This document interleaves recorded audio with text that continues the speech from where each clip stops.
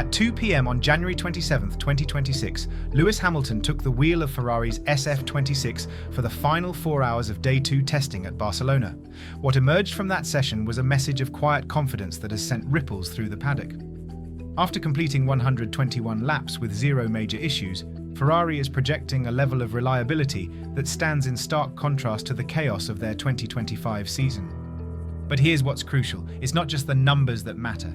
It's what Hamilton said about the car, what the data reveals about their philosophy, and what it all means for the competitive order in 2026. We need to break down exactly what happened on that second day, because the implications could reshape the entire championship narrative. For a driver like Lewis Hamilton, who endured one of the most frustrating seasons of his career at Ferrari in 2025, this moment carries enormous weight. The team finished fourth in the Constructors' Championship, a catastrophic underperformance for an organization that had promised a return to glory. The SF-25 was unreliable, unpredictable, and fundamentally flawed in its aerodynamic philosophy. The entire paddock was watching to see if Ferrari could actually recover, or whether they would sink deeper into mediocrity. That's why Day 2 of Barcelona testing is so significant. This wasn't just another day of running, it was a referendum on whether Ferrari's winter development program had actually solved the fundamental problems that plagued them last year. The central question we need to answer is this: has Ferrari genuinely turned a corner with the SF-26, or are they simply masking deeper issues with a cosmetic refresh? And more importantly, what does Hamilton's assessment tell us about the car's true competitive potential? Let's start with the raw data, because in Formula One, the numbers don't lie. Ferrari completed 121 laps across the entire day, with Charles Leclerc handling the morning session and Hamilton taking the final 4 hours. 121 laps at Barcelona is roughly equivalent to 2 full race distances. That's substantial mileage for a brand new car on only its second day of running. But it's not just the quantity that matters, it's the quality of that running. According to Matteo Tognanelli, Ferrari's track engineering head, the team encountered zero major reliability issues throughout the day. This is a critical distinction. In the chaotic world of 2026 regulation changes, with a completely new power unit architecture featuring a 50-50 split between internal combustion engine and electrical power, reliability is not guaranteed. Red Bull's new partnership with Audi has been fraught with complications. Mercedes is still calibrating their new hybrid system, but Ferrari, by all accounts, has locked down the fundamentals. Now let's talk about what this means from an engineering perspective. The 2026 power unit is fundamentally different from anything we've seen before. The removal of the MGUH, the introduction of a more powerful electrical component, and the completely revised energy recovery system means that teams are essentially building power units from scratch. The learning curve is steep. The potential for catastrophic failure is real. When Ferrari completed 121 laps without major issues, they weren't just running the car. They were validating months of design work, testing protocols, and reliability engineering. This is the foundation upon which everything else is built. But here's where it gets interesting. Hamilton's own assessment of the car provides crucial insight into what Ferrari has actually achieved. After the session, he said, "There were no major issues, and that gives us a solid foundation to keep learning and building." Now, that's a carefully chosen phrase. Hamilton is not saying the car is perfect. He's not saying it's a championship winner. He's saying it's a solid foundation. In the context of a team that finished fourth last year, a solid foundation is actually significant progress. It means the car is drivable, predictable, and capable of accumulating data without constant interruptions for repairs. But Hamilton also made a more revealing comment about the broader challenge of 2026. He said, "We have to learn so much, and whilst it seems we have more testing under the 2026 rules, it's still so compact. It's still only 3 more days than normal." This is a fascinating insight into the reality of pre-season preparation. On the surface, teams have more testing days in 2026 than they did in previous years.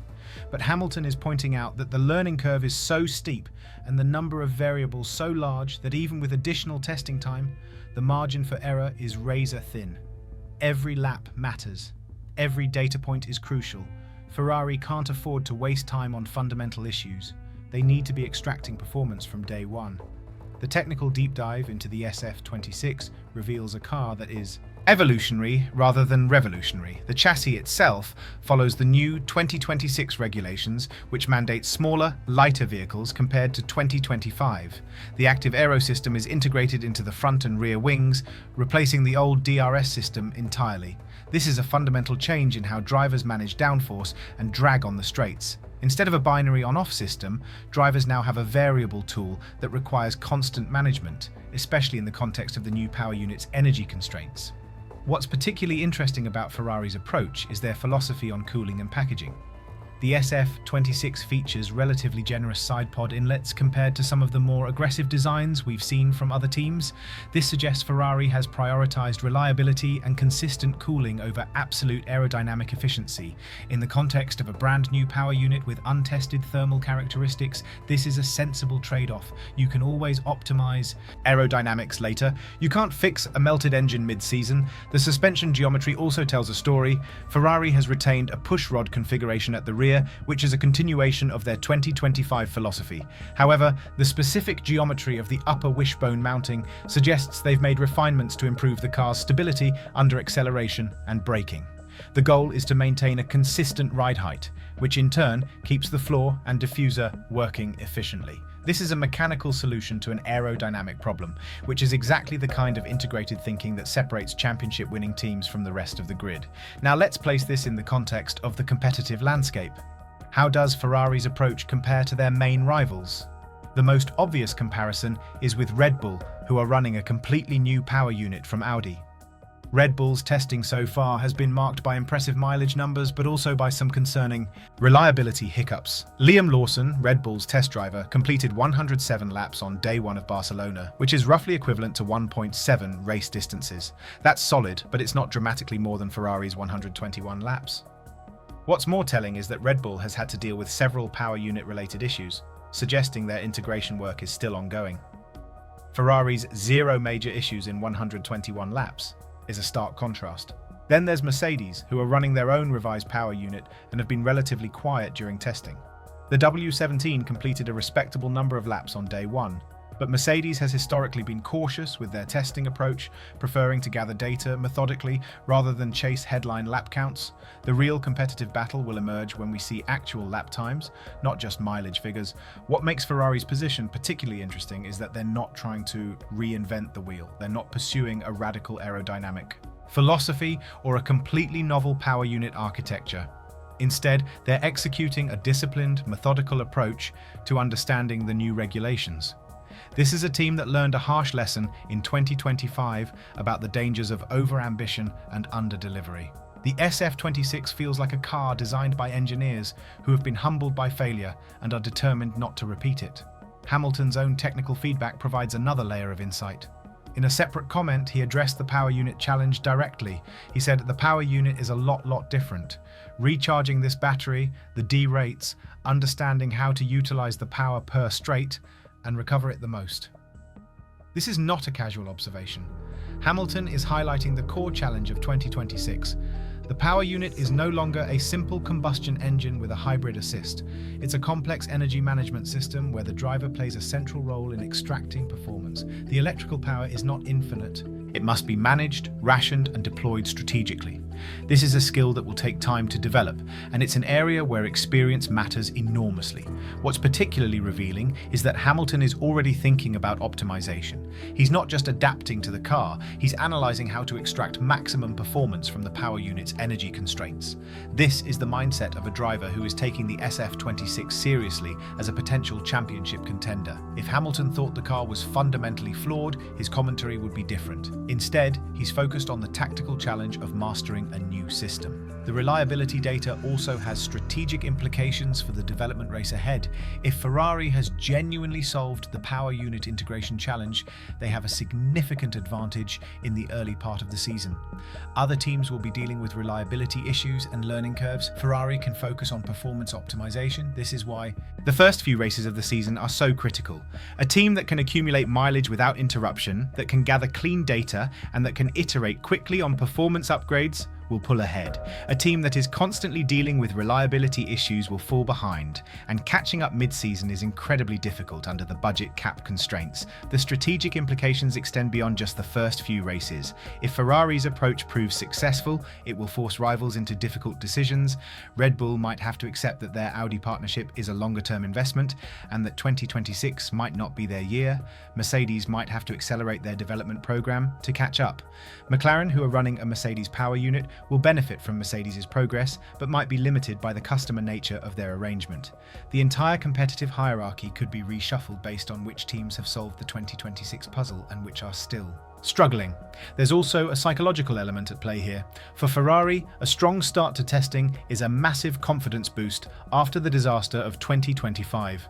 For Hamilton, it's validation that his decision to join Ferrari was the right one. The narrative of a team and driver working together to recover from failure is a powerful one, and it's one that the paddock is watching closely. If Ferrari can translate this testing form into actual race performance, they could be back in the championship fight. If they falter, the narrative becomes one of false hope and missed opportunity. But we also need to acknowledge the uncertainty. We can't say for certain that Ferrari's reliability in testing will translate to reliability in racing. Testing conditions are controlled, race conditions are chaotic. A car that runs flawlessly for 121 laps at Barcelona might encounter unforeseen issues at a different circuit with different temperatures, different track surface, or different aerodynamic loads. This is why the first few races are so crucial. They will be the real test of whether Ferrari has genuinely solved its problems or simply masked them with a cosmetic refresh. Our resident F1 technical expert Gary Anderson has been cautiously optimistic about Ferrari's approach. He's noted that the car appears neat and tidy in its design philosophy, suggesting a level of engineering discipline that was sometimes lacking in 2025. However, he's also cautioned that there's nothing revolutionary about the SF-26. It's an evolutionary step, not a quantum leap. This is actually a healthy perspective. Revolutionary designs often come with revolutionary problems. Evolutionary designs, executed with discipline, often deliver consistent performance. The testing schedule ahead will provide crucial data points. Barcelona is just the beginning. Bahrain testing in February will reveal how the car performs in hot conditions. The Australian Grand Prix in March will be the first real race, and it will show whether Ferrari's testing form translates to actual performance under pressure. These next few weeks are critical for Ferrari's season. They need to continue accumulating mileage, continue gathering data, and continue refining their understanding of the SF-26 and the new power unit regulations. For Hamilton, this is a crucial moment in his career. At 40 years old, this is likely his last realistic chance to win a championship. Ferrari has given him a car that appears to be competitive and reliable. Now it's up to him to extract maximum performance from it. The fact that he's already thinking deeply about power unit management and optimization suggests he's taking this opportunity seriously. He's not coasting into his final years. He's fighting for one last title. The competitive implications are clear. If Ferrari can maintain this level of reliability and performance through the season, they will be a force to be reckoned with. Mercedes will have to work hard to catch up. Red Bull will have to hope that their Audi partnership stabilizes quickly. McLaren will have to maximize their Mercedes power unit advantage. The championship battle of 2026 is shaping up to be a complex, multifaceted affair where power unit reliability, aerodynamic efficiency, and driver skill will all play crucial roles. So, to answer our central question, has Ferrari genuinely turned a corner with the SF-26? The initial data suggests yes, but with important caveats. They've clearly made progress on reliability. They've clearly made progress on power unit integration.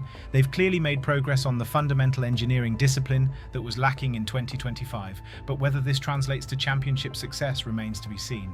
The SF-26 is a solid foundation, as Hamilton said. What Ferrari builds on that foundation over the next few months will determine whether they're genuine championship contenders or simply a team that has recovered from disaster without quite reaching the top. The 121 laps completed on day 2 of Barcelona testing represent far more than just a data point. They represent a team that has learned from failure, a driver who is committed to the project, and a power unit that appears to be working as intended.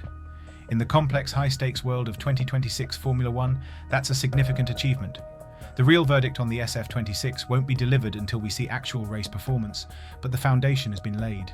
Ferrari has given themselves a fighting chance, and that's all any team can ask for at the start of a new season. This technical battle is just beginning, and it will evolve with every race weekend, every development update, and every power unit refinement. To get the deepest, most informed analysis on how this story unfolds throughout the 2026 season, make sure you subscribe to the channel. Our goal is to bring 50,000 of us together for the most intelligent F1 conversation on the platform.